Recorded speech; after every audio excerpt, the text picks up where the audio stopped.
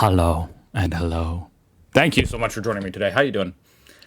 I came across this thread that I thought looked like fun. What not to do in Germany. I also noticed it had less thumbs up than comments, which is always a good sign. It means there's something controversial about it going on here, potentially. Hi, German friends. I will be moving to Germany next year, and I'll be experiencing culture shocks, but I would like to avoid any problematic situations. So, what not to do in Germany? No Nazi jokes of any kind ever.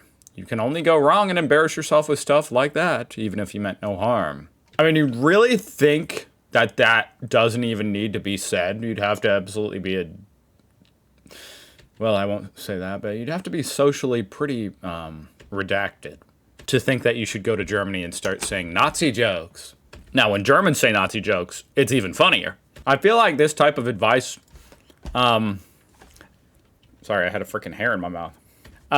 This is actually not necessary to tell Americans because Americans, and we're actually often critiqued for this, if anything, we're kind of overly cautious about what to say often. Don't get me wrong, we still say obnoxious, stupid things, but we try not to offend people. And this is very obvious advice. Not separating your trash is something people don't like. Sorry, I don't mean to laugh. It's just, that's genuinely quite fascinating. And I already knew that, but it's just fascinating to think that regular people are in some way like opposed to that. Like they will let you know that they don't like that. Whereas what I'm saying is here in America, only the trash person or the recycling people are going to tell you or care, frankly, which is not good. It's good that in Germany, you guys really care about being proper about the recycling and the trash. That's a great thing. It's just a very different thing. Small talk in the supermarket with the cashiers is something that is not done here most of the times.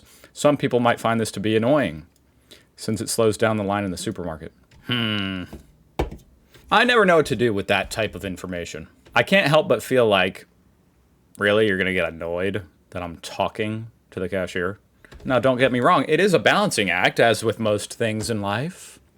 You can't just sit there after the cashier has already finished the transaction and you've got your receipt and just blab on. Yeah, that's annoying as hell. Even here in America, you don't do that. That's annoying. But during the process, beep, beep, beep, beep, beep, beep, beep, beep. And I know you guys told me that your cashiers, where, at Rewe or Aldi's or something, unbelievably fast. Light speed. I get it. So the conversation would have to be brief. But still, even if they're... You know, can I not say, so how's your day going? Has it been busy here? What'd you eat for lunch? Like, is that really going to annoy people? Like, that's not slowing down the line, in my opinion. I mean, I guess if you're saying that the mental energy to respond to me or for me to be talking could otherwise be going toward speeding up the transaction even faster. Yes, okay, swipe the card. Look at that. Then, okay, I guess it could slow it down by 3 seconds. That's true. Be aware of the times you are not allowed to be noisy in your apartment. How come I've never heard from 12 to 13? From 12 to 1 o'clock, you're not allowed to be loud? I knew about, like, you know, the evening hours. I did not know about this one. Lunch hour, you're not allowed to be loud. No Nazi jokes. Some Nazi mannerisms are illegal. Even if they're not illegal, why the fuck would you even want to do a Nazi mannerism? If you're wanting to do a Nazi mannerism, don't go to Germany. It might be the last place you want to go. Don't make noise or major work stuff outside on Sundays. Germans value the Sunday as a day of rest and quietness. Don't jaywalk, especially in front of kids. Interesting qualifier there. Okay. So it's really partly about setting an example for the kids. That actually makes a lot of sense. Because that, of course, is a big deal. You know, teaching kids that they are not to go into the road without, you know, proper precaution. That's a big deal. You know, now that I'm a dad of a toddler, that is a big deal. So I actually really appreciate that. If any sign tells you not to do something, respect it. Even if it says no smoking. There is a joke that German people would never cross a palace lawn during a rebellion if there's a sign reading Rasen, stay off the grass, I assume. That's actually a funny joke. Just imagine the angry crowd with their pitchforks. We have to go on the sidewalk. They're all in single file line. Be prepared in all situations. Why? Is that alluding to something? I almost feel threatened. Like if someone came up and said this to me randomly, I would feel threatened. You better be prepared at all times. But okay, I mean, I guess that's advice for pretty much anyone anywhere on Earth. Don't inconvenience others with your lack of preparedness. Okay. Frankly, that sounds kind of harsh, but okay. I guess I interpret. Now that I read number 2, I'm reinterpreting number 1. I took this to mean like, be prepared for a robbery or for an earthquake or someone to stab you. But no, they're actually saying like, be prepared. Like if you need your paperwork or if you need your identification at the airport, be prepared. Okay. Don't expect free refills in restaurants. Interesting that they're assuming this guy is American, even though in his original post, he said what not to do in Germany. So clearly kind of broken English. I had to read this I'm just staring at this. What? We drink our water with gas and usually not without. Of course, gas here in America means petrol for your car, typically. Obviously, it's also a state of matter. Which means he means carbonated water. I've just never heard it referred to like that, with gas. I wonder if that more so directly translates into German. Like, that's how you guys say carbonated beverages, like with gas. It's accurate, yes, of course. It just tripped me up for a second. That's kind of funny. Also, that is a very odd difference that you guys drink carbonated water, whereas we almost... It's not that we never drink carbonated water. It's just probably 100 times more common to drink regular flat water. Okay. Literally, how did I not know this? I'm not even going to say this out loud for the sake of YouTube, but literally, how did I not know that? Okay. Smoking weed is now legal, indeed. He said yet, so this was 4 years ago. Well, it is now. Don't expect no one to understand English when you're cursing somewhere in public. What? I'm curious the experience that led to this guy posting this. There was just some American tourist like cursing out in public in English and people didn't understand him. That guy sounds like a total jackass. This is some important information, huh? The flats you rent come without furniture. You'll have to buy it. Now, I mean, actually, most apartments don't have furniture either here in America, but some do. It's really the kitchen, the fact that yours don't even have a freaking fridge in it. That's important information. Okay, this is a huge comment. I've just been going through it. This thing stood out to me. Interesting paragraph. German banks often charge for basic banking services that you may expect to get free of charge elsewhere in the world. That is interesting. As an American, banking, most everything is or should be free, meaning if it's not free, you're kind of being ripped off. There should really only be like an overdraft fee. And of course, if you're like getting a loan, then there's going to be fees. On the other hand, they do this because they don't make their money from encouraging their customers into usurious credit card debt. That's a little bit of a... I don't know what to think about this. I don't know if this guy's specifically referring to America when he says that, but at least here in America, most people do not get their credit cards issued from the same banks that they bank at, that they keep their money at. There's a few really big banks that issue credit cards, and most people go through those. And then they have like their local bank that they keep their money at. And those banks mostly make their money off of business loans, auto loans, mortgages. This is kind of obvious in retrospect, but I am curious now what shoe size I would be in Germany. Because here in America, I don't know this actually for certain, for whatever reason, but I think the shoe sizes for men's, there's all sorts of different shoe sizes, whether it's kids, women's, men's. And I think the ones for men's are basically just inches. So if you're a size 11 like I am, your foot is, or your shoe is 11 inches long.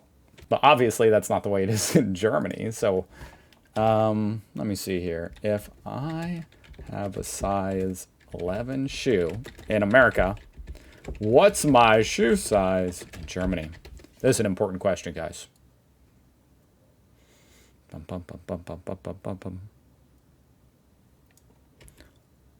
45. 45 what? I mean, to be fair, I don't even know what the unit is here in America, like I just said.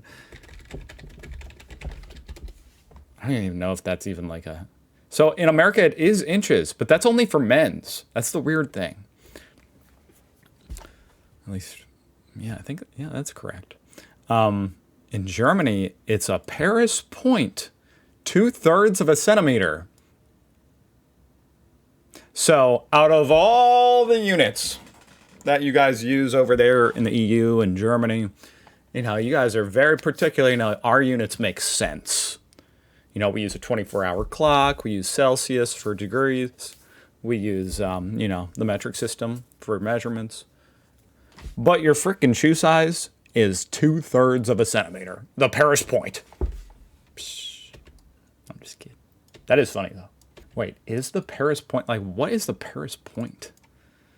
Now I'm a little bit confused because it says the EU sizing is a metric system-based standardized length units. So this is this considered part of the metric system?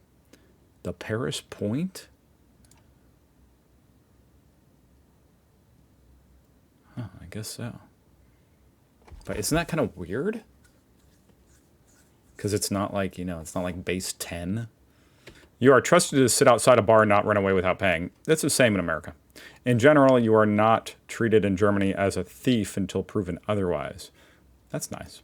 Well, I guess I should clarify. In America, if you're at a bar and you go, you know, drink outside, chances are you can pay for a drink in one of two ways at a bar. You can either start a tab, which is what most people do if they're going to be there for a while, you know, and in that case, you hand over your credit card and they'll like put it in their system and then come back to you with it. Or some places will keep it, but I think that's kind of old school at this point. Anyway, they'll swipe your credit card, and then at the end of the day, at the end of the night, you're supposed to go back and pay and leave whatever tip you want. And if you don't do that, then they're just going to automatically charge your credit card and automatically put a 20% tip on, which is actually a really high tip for a bar. But that's kind of the price you pay for not going back and closing out your tab. So I guess I should clarify, it's actually not quite the same. Although at a restaurant, it's the same. Like you can go sit outside at a restaurant before paying, and you're trusted, obviously, to not leave without paying. Tipping a percentage is not a thing, but rounding it up is. It's interesting because a lot of times you'll hear Americans be like myself, I might ask, what's the percentage tip you're supposed to say? And I've heard, 5%, 10%. But it seems like what this guy is saying is more often it's just about like rounding up or just giving some kind of arbitrary amount, 50 cents or whatever, or a euro. Whereas here in America, to the huge contrary, you will see it's very common for people to whip out the calculator on their phone and, figure out 20% of their bill to the penny and then, leave that as the tip. You'll be amazed that Germans can actually drive properly, know the rules of the road, practice proper lane discipline, and so on. That would be amazing. Which makes even a 2-lane Autobahn function a lot better than a 3 to 4-lane motorway elsewhere. Don't go to Oktoberfest! I'm going to pretend I didn't read that. Unless you are super close with your coworkers and or you are both really young or share the same hobbies, don't invite colleagues to your place or to your birthday party. Okay. I'm kind of a loner, so I probably wouldn't do that anyway, but noted. This sort of thing is usually reserved for close personal friends. See, I think in a lot of ways I would fit right in Germany and would be seen as super weird thing for most normal Germans. To a certain extent, I almost feel like that rule applies similar here in America, but it's more so for men. Like, I don't know what you're supposed to do as an adult man in America. Like, it would be it's kind of weird to invite your male colleague, be like, hey, you want to come over? We could play some Mario Kart. But for women, I think it's actually quite a bit more normal, like more casual. Like they can, if they think of a reason why they would want to get together after work, then they will do it. And that's probably the better way to go about life, So, yeah. Most people I know have been working with colleagues for 10 years or longer, with whom sometimes I know that they are married and in which city they live, but usually I have no idea what their partner, their kids, their house looks like, what their names are, and normally you never get invited over.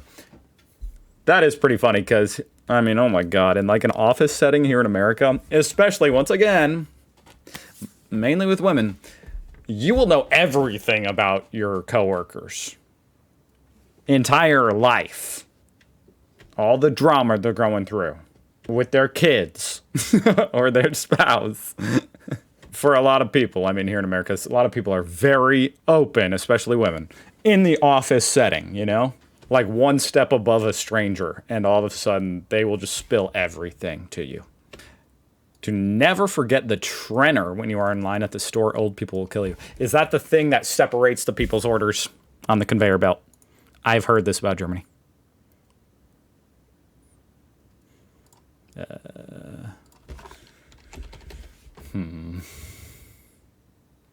Well, I'm making an assumption because I don't know.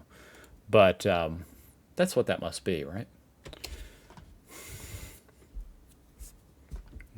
Not found. Not even frickin' AI knows, guys. It's the divider bar. I'm learning a lot, guys. In my 3 years reacting to German stuff, I have learned some things. The Germans behind you will usually stare intensely, sigh loudly, mutter something like, na toll. It is interesting how much more orderly Germans are. And not just orderly, but also care about being orderly and how orderly you are, Like, they need you to be orderly, too. It is an interesting thing. I'm thinking about this, like, in America, and it's a lot of these things, Jaywalking and stuff. But, like, as far as this, if this was in America, no one would even know what you were upset about. Like, I would be so confused if someone was, like, sighing at me because I had my stuff on there, and it was because I didn't put the bar. Partly because a lot of times, like, if anybody uses that bar thing, it's actually the person, like, behind you, Like, if I want to use the bar to separate my stuff, I'll take it and put it behind that person's stuff. Which does sometimes mean I have to say, is that all your stuff? Which is inefficient. It is. It is. That was fun. Thank you for watching. I'll see you guys tomorrow.